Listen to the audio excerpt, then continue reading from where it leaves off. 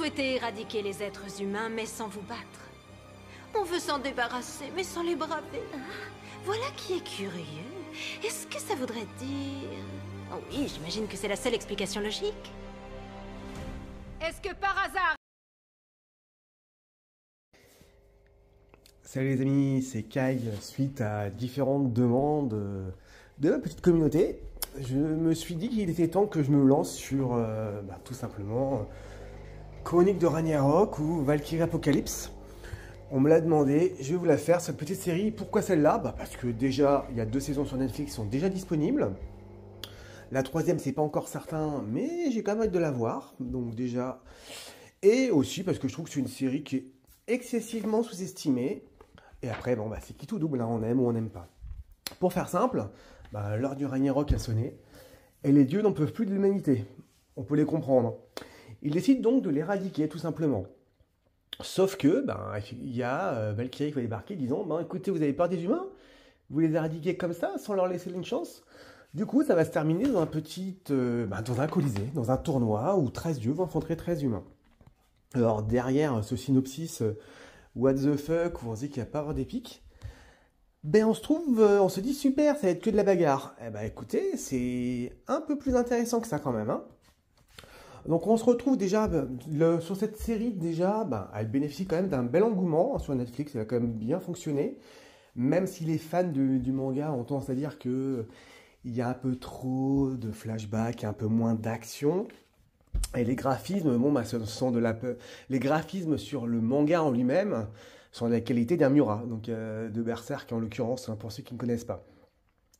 Je vous rappelle aussi également que en fait, cet animé de 22 épisodes, on attend de voir la 3e saison, elle bénéficie d'une animation très dynamique. C'est assez drôle.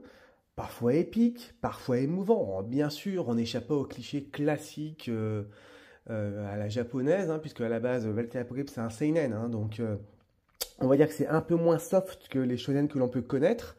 Et il suffit de voir Aphrodite pour voir à quoi s'attendre. Donc, au-delà de cela, pour rentrer vraiment dans le détail, en fait, il faut dire que visuellement, c'est un plaisir, en fait. Il y a un beau chara-design. Alors bien sûr, ça nous met pas non plus, ça ne fait pas briller les yeux non plus, hein. On a connu bien mieux, on n'est pas du niveau de Mappa non plus, on va pas exagérer non plus. Mais ça reste assez sympathique à regarder, assez divertissant. Et puis après tout, on va pas bouder notre plaisir. Je sais pas pour vous, mais moi le divertissement, j'aime bien ça. Donc le but de ce type d'animé, c'est plus pour se divertir et pas pour se prendre vraiment au sérieux. Donc il y a une très belle animation. On profite également de l'environnement lors des combats. Le tout est mis avec une belle mise en scène assez dynamique, assez plaisante, hein.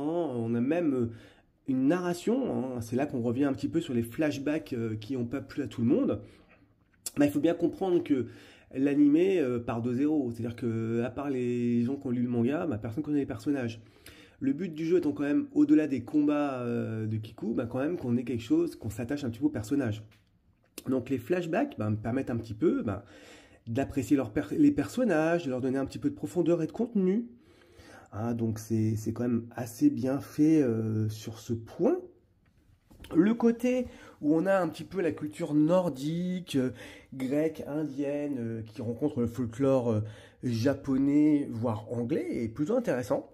Alors, culturellement, bien sûr, on est d'accord qu'on va pas être dans quelque chose de très très clair et qu'on est loin de l'histoire réelle, mais le tout se multiplie par des très beaux thèmes, notamment pour Jacques Léventreur. Moi, j'ai bien aimé la chanson Sur le pont, notamment. Bon, il y a une chanson qui est détournée d'une chanson qui est pour enfants, à la base. Il y a une profondeur des personnages un peu plus intéressante que des simples combattants. Ils ont tous, effectivement... des objectifs et des valeurs qu'on veut défendre bon an mal an. Parfois, en tant qu'humain, on aimerait effectivement que les humains niquent tout le monde. Parfois, les dieux, notamment Héraclès, on a vraiment envie qu'il explose tout, parce que comme on nous attire beaucoup sur tout le background de ces personnages, il y a une très très très belle profondeur de certains personnages. C'est ce qui apporte quand même quelque chose d'intéressant.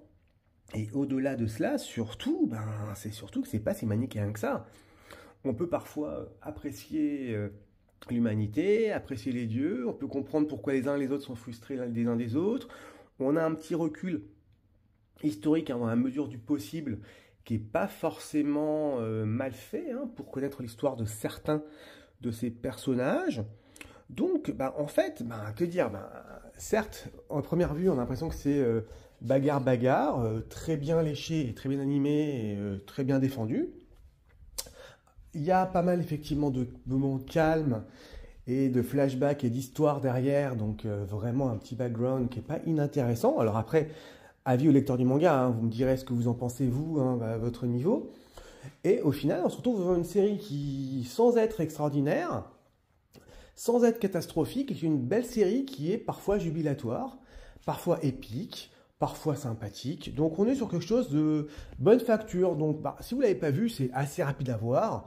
Moi, je vous invite à aller jeter un œil et faire un petit retour si vous le souhaitez. Vous me direz ce que vous en pensez. Quelle ironie du sort! Le prochain champion à se battre aux côtés des dieux et à planter un nouveau clou dans le cercueil des mortels est justement celui qui, jadis, leur avait permis de s'extraire des désirs terrestres dans lesquels ils étaient englués. Celui qui les avait guidés sur la voie du bonheur et de l'illumination. J'ai nommé le Bouddha Shakyamuni!